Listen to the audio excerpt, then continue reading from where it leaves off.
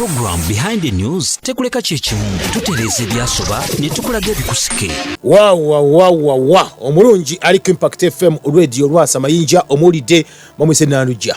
obunyonyi sometimes mugenda mugamba tino lwachi amatabagalumba abantu lwachi gatta abantu lwachi enyanja ejjula lwachi ebibira bigwa emitwe bityo ne mutalowooza nomutajjukira nti nno gwotemya omuti ayina otamukusimba mulala notajjukira nti gwe wasimbye mu lutobazi wazimbyemu ennyumba noberanga amazzi gano kwanti gayita gayingira mu ttaka gati waddewo concrete tegakyayingira so n'ensonga eyo galina okuba nti ganoonya gagona okuba nti galaga kubanga nature Katonda yakola enseno nga nature n'okwenonyeza amazzi agaayo. You can't fight nature. Ebyaddala tosobola kuwana butonde bwansi. Muganda n'ensonga obutungereza n'enkujjukiza simba emiti. Musimbe emiti muleme kulima mu ntobazi. Muleme kusuula kasasiro mu myala. Sachitati buli kimu kitambula kino kwa kitambula ecosystem eberenga nnungi nnyo nyirira ng'etambula bwetyo. Ageze narugamba nti nno eddagala bali bakola eriweddeko erigenda okuba basindike waffe ne Uganda ne mu Africa kituufu nnyo nyirira batuyita guinea pigs. Akati oli wakuyita guinea pig muganda wange teeza nti gwogagezaako eddagala kiba jojo wano juzi erigema baliise Uganda komewo live katale twazudde nno fu after 4 years eddagala fu Kiva sometimes ngene nkuba ebintu bino nembagamba nebabulira abasajja babyogera nembategeeza nembagamba bannange mukanula amaaso mutunule muti mukole muti kibuze na kibuuze ekyo nti nno kibayita Nuremberg Code yava mu Nuremberg trial oluvannyuma lw'okugezesa eddagala ku bantu mu ssematalo w'okubiri ne bawera okulemagesa abantu eddagala okujjako ng'oli okwadde olukusa ayina akuwa olukusa ayina okusayininga fomu ng'olina omuliyirira singa abeera afudde singa abeera alwadde singa abeera afunyemu obuzibu bwonna olina omuliyirira sente nga mpitirivu nnyo nnyini ddala kyova nti abangereza babaliyirira miliyoni 10 eza pawundi abantu 50 wenkubuuza mu Uganda baliyirire bameka nakatola omusajja atambula n'omwana we ng'alina sirinda ku mugongo wali emakerere ng'anoonya buyambi lwaki oluvannyuma lw'okwati baamugema. Impact FM ko oli Naffa tuliriza nkwaniriza program ekiremega amawulire tata mama nawe kasomera ng'ozuukuse mu kaseera kalo kennyini noba ng'okyali mulikanye ng'okyatuwulira naye nga nkimanyi nti nno weekend eyingiddewo ogenda gula ku nkoko enkoko gyogera okuba nti ogula muganda wange ng'egenda kuba nkoko nansi weebale nnyo balire ddala muve ku bukoko bukiyokiyo buli obulimu eddagala bakuba eddagala kubanga ebyaddala obulwadde mumanyi nammwe obulwadde mumanyi kansa mumanyi wano gye juzi abakulira aba Cancer Institute babadde mu parliament nga bakyunyizibwa baga nti obujjanjabi basinga buwa bagwira cancer treatment bajiwa bagwira ana bo tebawona ne ba Uganda ne bafiiraawo ne babeeraawo kyewunyisa ate nga kituufu nenga ne banakujjanja munnaffe nga bagati bujja kuwona tebuwona so lw'ensonga eyo okwetangira kukulu nnyo okusinga okujjanjaba. Wamawe bali nnyo taata maama kasobera ng'ozuukuse ng'okimanyi nti ebyaddala ogenda kuba nti ogula ku nva endiirwa z'ogula ng'omanyi gye bazizi gye bagisimbidde oba tomanyi olya butwa oba tosobola kwesimbira zizo munnange ogenda kugula obutwa wamma gwesimbira embwa endiirwa weebale nnyo bali eddala nga tozifuuyiza eddagala lino lye bagamba lye bakubira obulango buli kaseera lijjudde ku maradio lijjudde ku matv wanga nti boogereko mpola bajja kugobesa ku mulimu abampaabira already naye good enough bosi wange n'agamba nti oba otasa abantu genda mu maaso bere ng'okola akati ebitu byogera bulijjo wano eddagala balikubira obulango buli lunaku ne muligula nnyo lwaki kampani ezirikola zissaamu ssente naye temumanyi lwaki tubagamba ekigo ekyemabega w'ekyo kiki kutta bantu naddala gw'omuddugavu obere ng'okendeera ebyaddala ofuuyira otya ennyaanya eyengedde n'ogifuuyira eddagala mbwereme kuvunda gwe Katonda Katonda yakola ennyaanya nga perishable kyeki kyengera bwekiyitawo kiseera nga tekikozeseddwa ne kivunda wekivunda ne kivaamu ensigo nezimu ne zimera akati gwe eyayita Katonda n'okwata ennyaanya oginoze wali n'ogifuuyira eddagala mbwereme kuvunda owakanye nti tekateekayo ya Katonda kale ogiwe omuntu alye abamu balya kacumbaali abawomerwa embizzi n'abalya kacumbali abalya enkoko abalya ennyama kacumbali nga musaze esaze ennyaanya nga si nfumbe ziba mbisi muganda ngoli mukutta abantu ebyaddala obalisa kacumbali aliko eddagala ligenda mbulamu bw'abantu owulire kansa eyongere sukaali eyongere endwadde zeyongere lwaki lwakuba guli mukutta abantu bagala kukola ssente ama obanga weerimira ennyanya zo webali nnyo bali eddala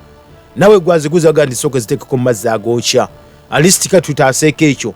ginyeko mu mazzi agabuguma oba kale mazzi agaliko omunnyo nnyo obutu obukendeezeeko muganda wange naye tukwagala obeere ng'oli mulamu ebbanga lyonna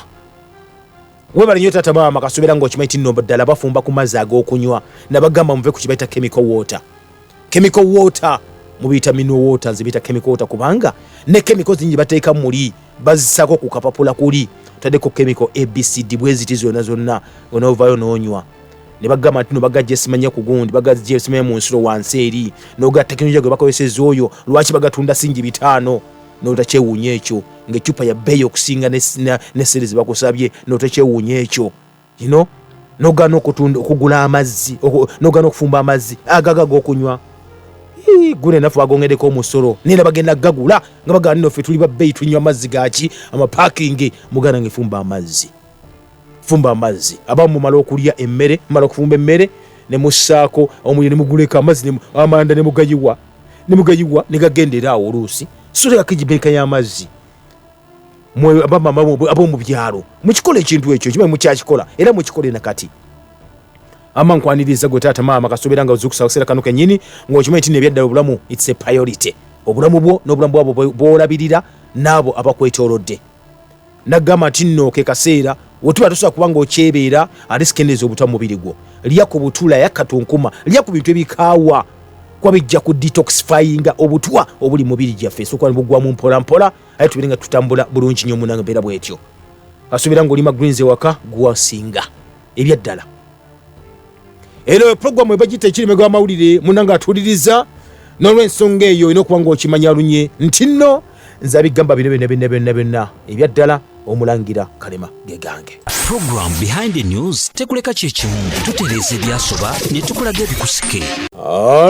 alright baga nti nno ebyaddala enjoy yourself nga bule bukyaliwo naye ng'ate otudde wansi w'ekisigezo eky'omuti gwe wasimba oba bajjajjawe gwe basimba kana weesimbako ku muti munange obeere wato olwakinedda mugala ng'atuwuliriza tuli ffenna program ekiri emabega w'amawulire mwebale kuba nti muzuukuse program nabagamba nti nebyaddala yo ngayo mukimanyi nti nno abamu baga nti etiisa ne baaguma nagano ebetiisa guma bugumi kuba tulina okuba tumanya ebigenda mu maaso mu nsi omanye wowe tuli wawe oyimiridde tomanya oyinza okuba gwoddako mu layini eyawo gakuba nti bajjawo akati bakugjawo batya wuliriza tugende maaso wetwogende tugire ku mpewo olunaku lwayo munafu atuwuliriza nga omukyala amanyiddwa nga Melinda French Gates oyo mukyala wa naggagga amanyiddwa nga Bill Gates balina foundation emanyiddwa nga Gates Foundation mbu wuliriza gambye mbu lwaki bino mbigamba mbu ngenda kubuulira ensonga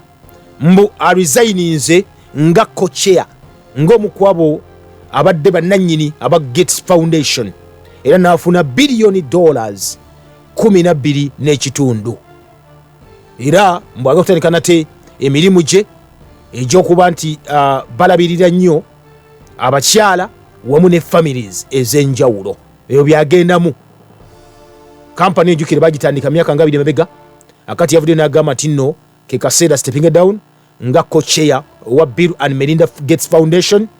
munanga atuuliriza era mbigambo byagambe wati ngayita ku mwikuto gwa Twitter oba gwite X yagambe this is not a decision I came to lightly.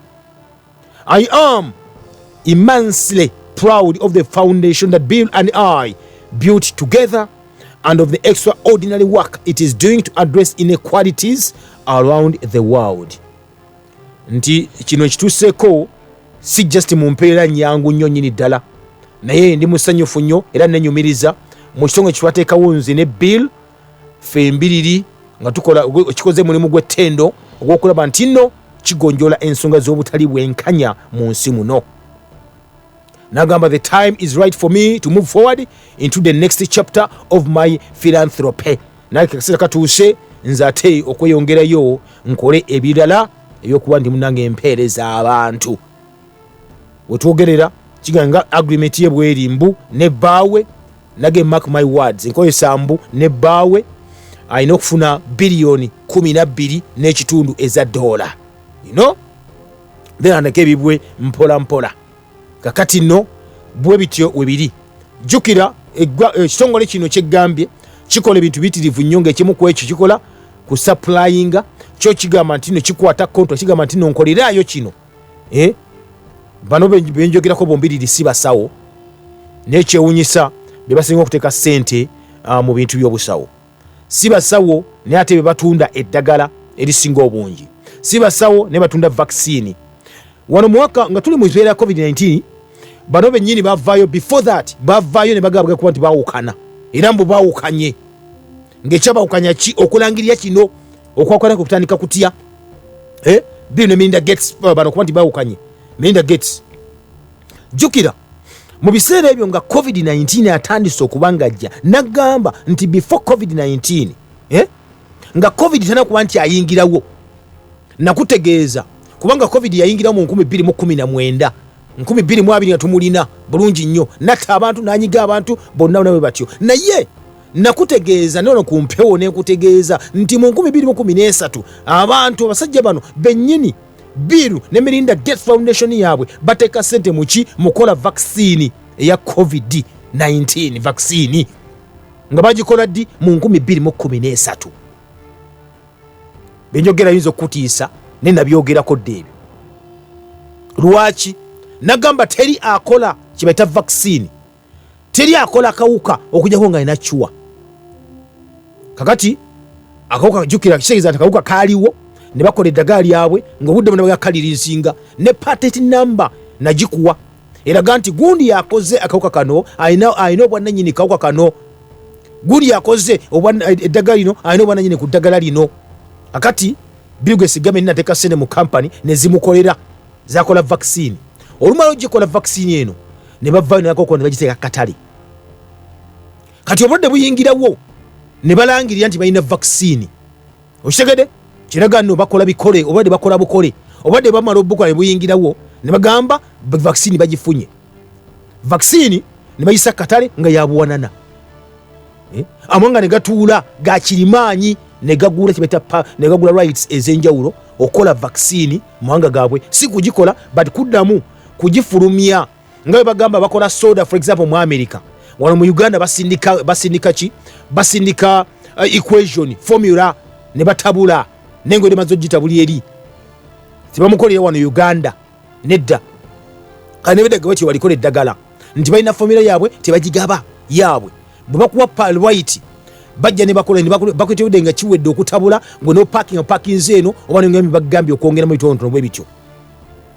Kati amonga gakirimanyi gatuula G20 ne ba G7 ne batuula South Africa president nagenda mu Bungereza naye nafukamira nagaba naye butunga yitudde mu biseera ebyo naga nafe mutuwenga South Africa tupakinge kale vaccine Africa tuwenga tufuna kuddagala amangu ddala baganda naga nti mulindeeko mumala kufa tumala kulaba era abantu bafe ebyaddala naddala abakadde kubanga tebali mu equation yaki eya New World Order abakadde tebaliimu. Akati uliriza mu biseera ebyo Bill Gates ne Melinda Gates Foundation yawe bamala okukola ssente mpitirivu ennyo. Tuma tuyingira mu mwaka 2022 mu bagamba bagenda kwawukana amuli gafuluma. Lwaki? Ensi lwatuula ne bagula kyeka kati nno magolo bali bamaze okone bagajja nayo agakola vaccine eno naye nga bakyalina okuba ne bafuna akasente akalala. Kakati Bill Gates n'agamba nga amaze okumwegayirira abakulembeze bamawanga ag'enjawulo ne bamugamba nti owaayi kiriza ensente zino zikole ki zifune vaccine eno nga Africa nga ki bafune vaccine eno bagipakinge. Bill Gates n'agamba nti kale obaga nti kale omukazi n'agamba nedda wabagala vaccine tugenda gikola mu companies zaffe zino ezigikola zijja ku distributing a vaccine eno muwanga gaabwe ne tugenda giwa abasajja abo kubanga bagikola oba muwanga tuyobawa rights tugikole wanetambule. Kati nesende bazogera balina okuba bagabana kubajjukira bojiwa abantu okugikola siza nti sente zigira kusadikako ezokufuna sente ne zibaawula bwe batyo ne balangirira. Akati okuddingana bakanyiza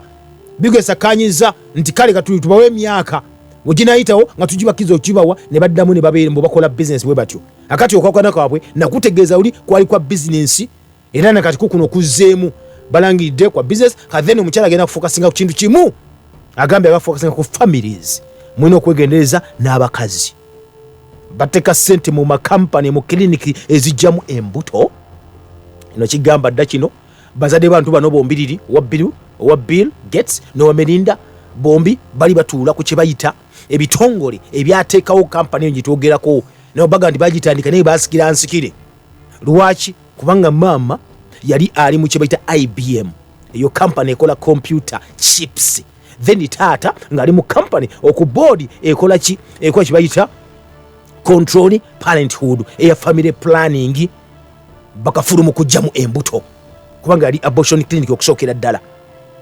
Akati ozolwa abamanyi gigava kati omama agambye kantuwale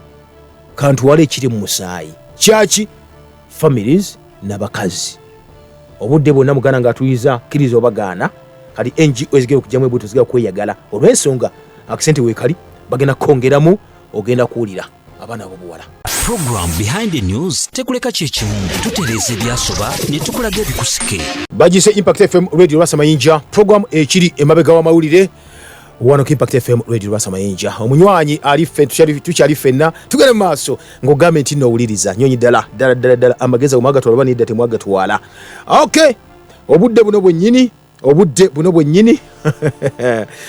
omanyi mawulire mayitirivu nnyo agabadde over the weekend actually over the week. Kakati agamu kwagenja okuba ndi nkutegeeza mugana ng'atuwuliriza beba ng'ovudde ku oyo ndozinyama tunajogirako olulala essaza Alabama lyavuddeyo nayo ne ligaana ennyama eno enkolerere gibakola obukozi mu laboratory lyagiganye ne libeera eryokubiri ne lyegatta ku Florida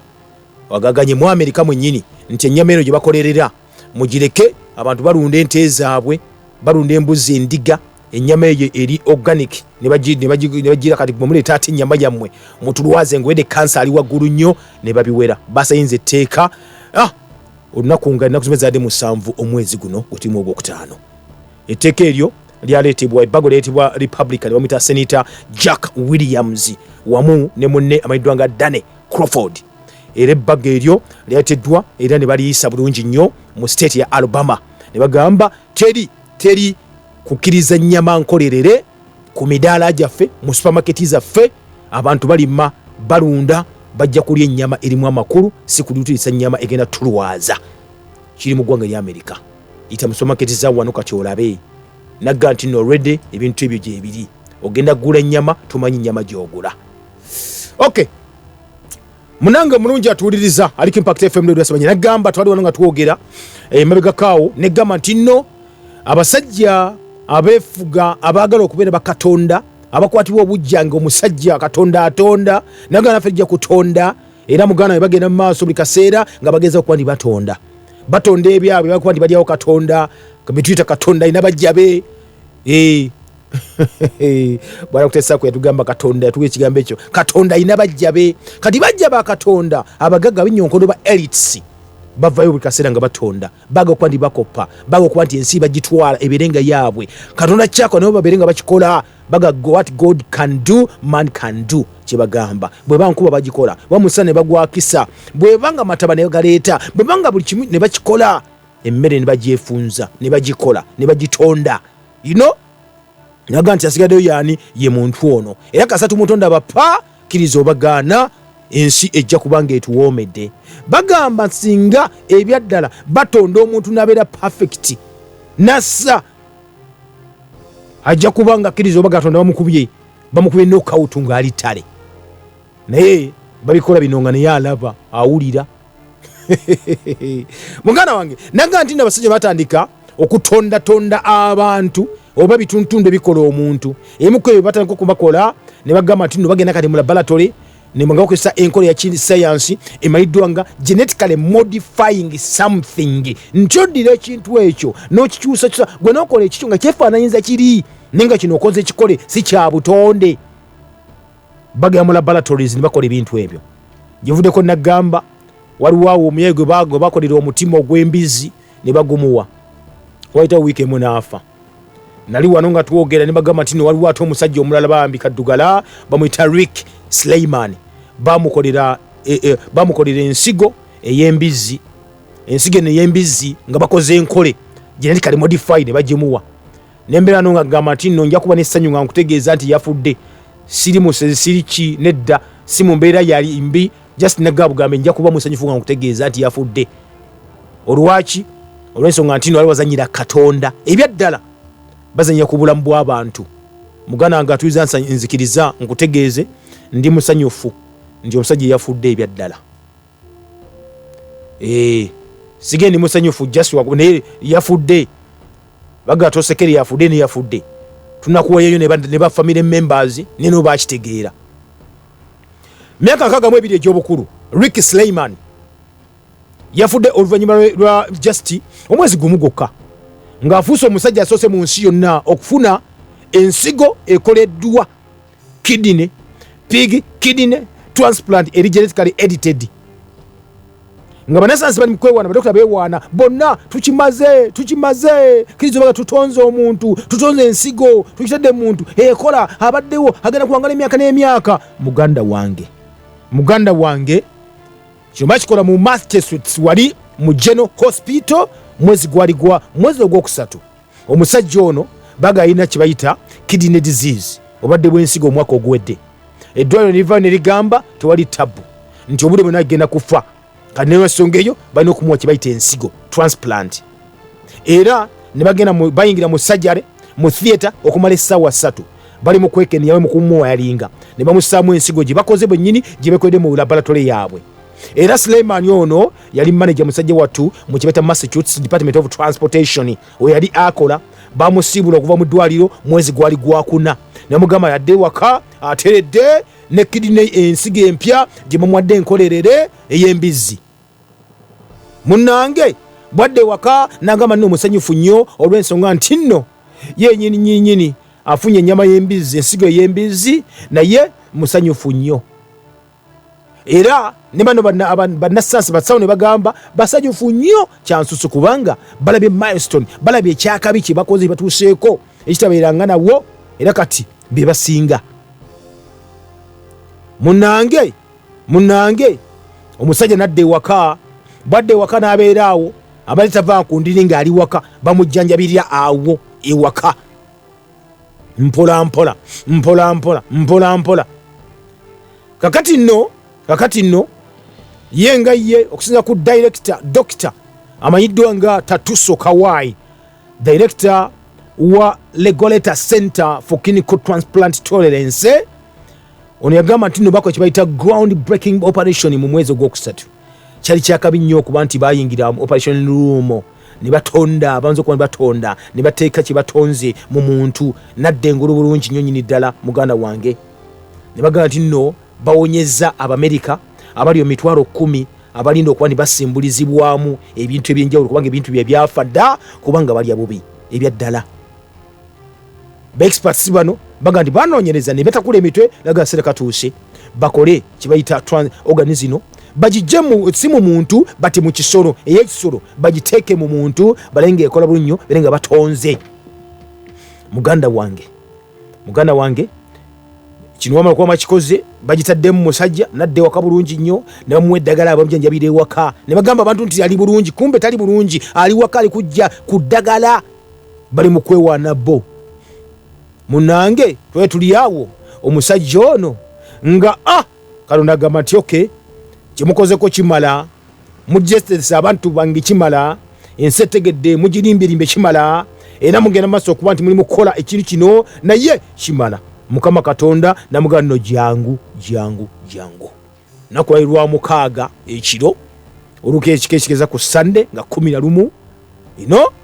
namugamba nti nno kale ne bulamu bwe nakwazika obutini nnyo bwemuzanyiddeko nabwo tutte n'abutwala basoni banyabo Sleiman Rick wetwogerera kati zembuyaga bamaze okuba nti bamuzika n'omuziika bwebityo ebiri ku side eyo gwali Impact FM radio Lwasa Mayinja tuli fenna simanyi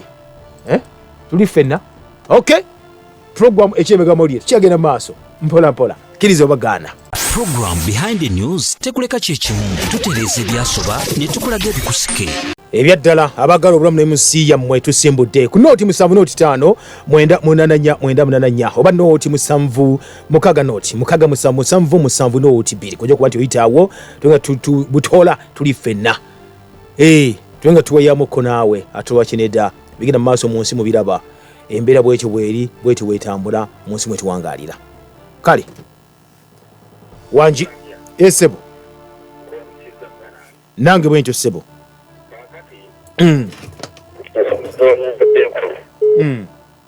naye ng'abantu abalengera ewala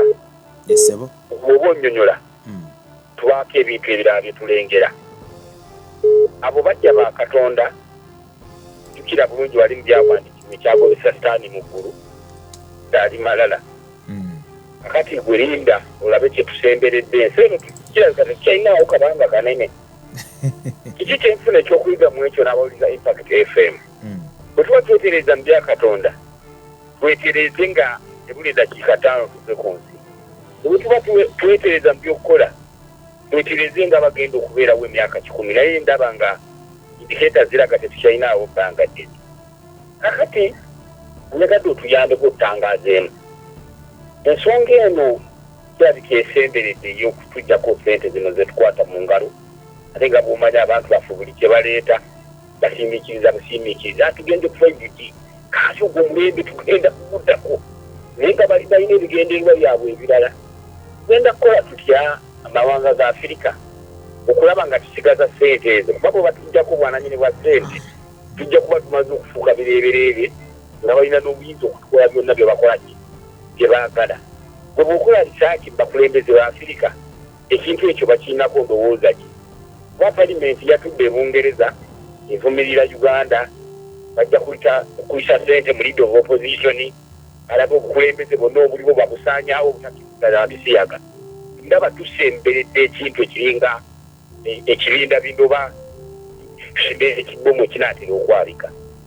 tukoze tutya okweteekateeka ng'amawanga ga Afirika okusigaza sente zetukwata mu ngalo oba buli kye baleeta tunaakiriikiriza tusiimiikiriza nga bo balina ebigendererwa byabwe bitusaanyaawo kanfuulirize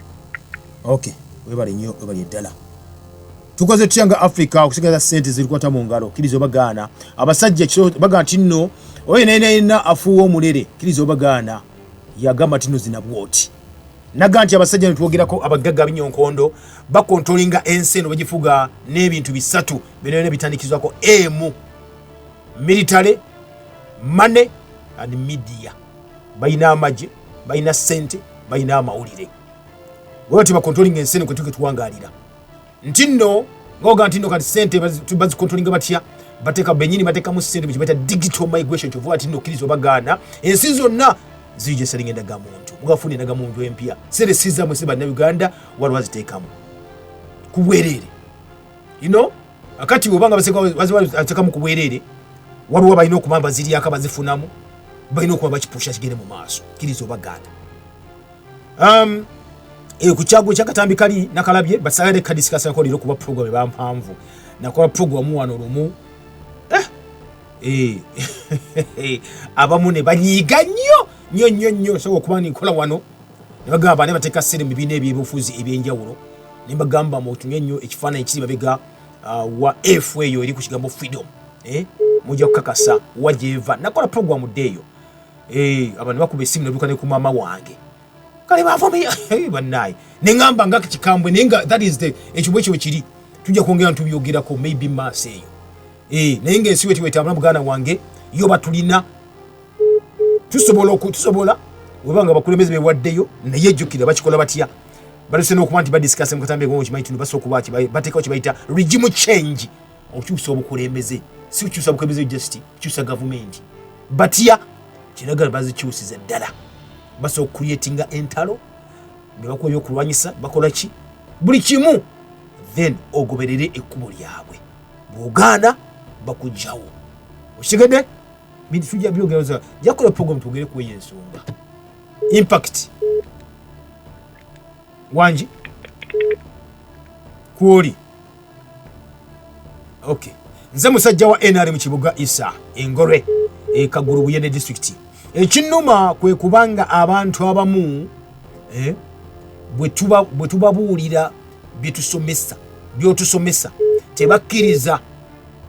ne balyoka baliya n'okunywa buli kakica yenna bati wage kasita gobeera okoze ogugwo muganda wange kyekikulu ekiriwo awo bwekola ogugwo sirika wangi alo impact kwoli munange ono musayi gwa Museveni esebo wano mbisike udaka mugomba yali epiti mukaro nakulabi nsaso kuli bwana kalema webale kuweereza esebo era webale itaasa eggwanga lyaffe n'okutangaza nga abafuzi abamu abatategeera naye kati webasitera n'obasomesa bootyo manya ensi ejja kutereera yabazungu senga mukama atutaasabireko okuyingira wano ono musayi gwa Museveni webali nnyo obali eddala Impact FM kwoli live and clear tugenda maaso okay bana bila nyonyo eyo akusaidie eyo wanji hello wanji mwana tuweereza tusiimira ddala amanya nze kyaligamba Alex Settlement nga ndi wano Busango mukulu kalema mukama yampa amafuta nze golaba nabannange wano bwe twakayana era twasiba ne kasente ebisanga we waffe bagamba nti omusajja w'ensigo Lehman ateekwa okufa mu bbanga eritali ddene era ngenze kuyo kasente webalesebo kakati ekirala omukyalo oyo agenze mukadiri gweffe abawukanye oyo era byonna byebifu bannange ensi ena kati oyo naye agenda ate mu byabakyala simanyi mu byabakyala ebyo kola ki kati oyo naye agenda kwongeramu sayansi waabyo ebintu ebifu mu bakyala obamala mu kujja mu mbuto bikyo abalabannaye simanyi nakumanya kati pazi mukulu kalemanze n'akalowoozo kendafunye nina ekintu kyendowooza olowooza nezipafyumu bino bipafyumu ebyo tebirimu nabyo akantu era nakunga kayitireeyo okututeekamu era ebikyamu baba baako kontangaza kwekwejo naye nabyo mpulira bipafyumu ebyo nabyo mbyerabikirira webali nnyo kale ssebo webali nnyo ebali eddala pafyumu pafyumu yabadde nnungi eziri nakyo naye kati tezikyaliyo kati bye bakozesa okubanga bagiteekamu ewangaale ebeerewo ebbanga n'ebbanga bibikwasa obulwadde abantu exposure ya perfume ebyo over a long period of time yeyina obuzibu perfume ezo ezisinga obungi so ekyo nakyo tujja kyogerako maybe maaso eyo but nga bye bakozesa chemicals zebateekamu jukwe bagikuba ku mubiri gwo obanga bagandi bakutaliko wala jikumudi nga sanitizer ku mubiri gwo bwoti empewo jegira eyo ekuyingira munda muli kale obanga oli expose bwase okibwa ku mubiri gwo wekiseera nota cells ziri ekiva mu kulwala wala birwadde bwe bityo munange byotamanyi ate nga bijja baluma wanji abasajja ogambye balina triple A mu media military ne money yes kakati bana mulangira kiniweko okubanga ebintu ebyo byogera tutakula nnyo obwongo okulowooza ebintu bingi maaso ebintu ebyo nga bw'obitegeera n'abakulembeze ba Afirika bwe babitegeera n'abaagala okugenda mu buyinza bwe babitegeera oba tebalina kye bamanyi ku bintu ebyo kubanga oli musajja okola risaaki ddala okay abakulembeze babimanyi bulungi nnyo bayimanyi naye tebalina buddukiro emikono gyabwe misibe bagala entebe bagala okuzinira te ku mazina g'oli akuba engoma kati akuba engoma abanga yakuba engoma gakola bwoti zina bwoti kiriza obagana nawe ojja kuzina bwotyo naye nno batya okubajja mu buyinza ebiseera ebisinga obungi batuka okudisikasa ekibayita regime change basa okujja ku gavumenti emu nebaleka ku gavumenti endala etabakkiririzaamu etajja kupromotinga bintu byabwe eno epulani yali yadda nnyo si yakati yali yadda gamba dda 1976 lumu meyo yafuluma programu eno gavumenti zonna buli omuntu alina okuba nga ali wansi waabwe tubeere badduba system mu nsi mukama katonda gye yatuwa wanji allo mulangira oli mukama waffe yeebazibwe nnyo amina ssebo webale tuweereza ssebo webale kuwuliriza ssebo ono musoke joseph okuva esweta nsoose okuwulira ssebo wala musoke nange okuwuliriza wetudda ku mulamwa essebo naye katonda muliro katonda ayokya abo abeeyita abagezi olaba batadde mumuntu omutima gw'embizi n'afa kati bwe baba baddefu beeta bagezi bwe balikeera ku makya ne batuuka ku njuba weeri bajja kumanya basipiikaganye Katonda naye nga bikyabalemi tebatusiriwalirako kale ebale nnyo bali eddala kenjuba weeri bakola enjuba eyaabwe bano tobazanyisa bakola ebizungirizi bagala gendeyo balabe batabule bagambe nti webagale Katonda ali waggulu kaki bakola nabo bagenda mu ggulu eyo ne bagala katunoonye tulabe oyo ebizungirizi bagenze ku mwezi oza bagenzeyo mu kufuna poloti just like that nedda sebulira nnyabo waliwo ekinene bagamba aliwo no gaya aliwa okwatako bajja musiba kibaliko bamusibe oba obuyinza babuwe abo bawe obuyinza balowooza nti bwabwe impact kwoli mulangira wangi wana kuweereza ssebo esebo tubeerayo naffe yatukugoberera ani ono taata Gwebawa okay mpulira okwensanso kuwulira owenda manganga esebo akati omulangira batugamba ebintu ebimu tubyanika mukasana kikirungi kati embuzaako kuno Katunkuma gwe twatufumbye naye tumwanika mukasana kibeera kitya Katunkuma okay ekirungo kiba tekiggwamu kye tuba tunoonyaamu ate okay enkubiriza bannayuganda batefuka emikoota kiyo n'ebisigadde esebo ebale kuweereza ssebo kale sebo tukwagala nnyo dokita waffe mwebale nnyo bannaye omulangira okay Katunkuma Katunkuma gwogise gwonoze ekikyo nekya green kaso kino gano kyanika nekifune kikala tekiggwamu newankwadde chlorophyll olwanga akendedde naye ngaekirungo kiba kisigaddemu kiri ekyakabi so Katunkuma bwewanika n'akala n'omulya mu maaso etwali tabbu n'akamu n'akeddagala asigala akuyamba nnyo ddala ebwana munyagwa batoyo nnyo munanga ab'ennamanganga tubagala nnyo Impact FM kwoli wangi ebamituuza mulangira webali kuwuliriza sebo ebamituuza ssebo esebo nakwebaza byonna byebadde otukolera nja kumulema kumbi wano esanga esanso kuwulira sebo era tujja kwogeramu kasimu awo nja kufuna obudde okay naye kyenkubiriza abantu mpulidde oli muganda ng'akidde totya tandikira ku nteekateeka eya wansi yes Katunkuma gunda enkoko yo ennungi tubonerezanga nga kiruka eri waggulu tekinali kutuukayo waku ssente nane miitale n'ebirala tukege wano wansi ffe tugende nga twambuka wakanya amazzi ago gireyo ensuwa miwambya mitale esooka okufuna ensuwa tugende nga tuluka nga tukyambusa kale mulangira kandi kenabala batuuse webale nnyo bali eddala naye webala okuzimuka kuzibula abantu amaaso amiina sebo okay bali batulabire nnyo ddala abeeyo baddaye omanyi yaga nti abasajja bakontrolinga buli kimu baga bajja bakwavuwaza n'oddayo ku zero sakitatu otandika okwavuula nga buli kimu okisaba bo naga bayita enkola zino eza ponzi scheme ezo ezigenda okubba abantu cryptocurrency bikoze bitya digital money biki lwaki because bano tukontrolinga ng'onesenza mu nsawo olina emmere yo ani akontrolinga ng'olina emmere ani anakulwaza ng'olina emmere mu nnimiro olimye weerimidde emmere yani anakulwaza teri ajja kukontrolinga kubanga olina tujja fuuka muddu wa system noba tolina kizo bagaana ojja genda oyavuula baami mpaka bijjanjalo nsimbeko agambe ndikuwadde ebyo byabutwa byakuwadde bisimbe lya fa bakyogera lunye pozi bagamba ku eddoboozi ya Bill Gates n'obudde bumpeddeko se babyogera lunye tebakyekweka bagala kendeeza ku population bungi bw'abantu muli bangi nnyo ne batonda muzaala nnyo abaddu ate baddugavu ne tubawa eddagala temufa ne tubagema temufa tebangoba ku mpewo bajaga nti ate onase kulinnya nteekateeka gavumenti naye olwedde gambye bino etwogerako biri mu pipeline olwedde mainstream ensi kati ebimanyi byafuuka byaguntu bimanyi bulungi nnyo bulimu abyogera live and clear amaka mbasiibule kwa n'obudde bumpeddeko nve wano mbakubiza bukubiriza wagivuddeko waliwo agundi eguli yabaddewo nti bannayuganda bali mu kubabba mu ngeri zino eza ponzi scheme kabababbe kubanga bagali bannayuganda bagala ensente ez'amangu ez'obwereere olina gamba teeka sente miliyoni 5 wano mbogenda kufunamu mbugula shares ku mitimbagano ogenda kufunamu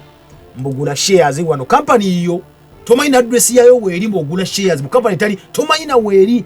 government agamba no governor nyine Naffa yavayo n'agamba President Museveni tetusobola kulondoola cryptocurrency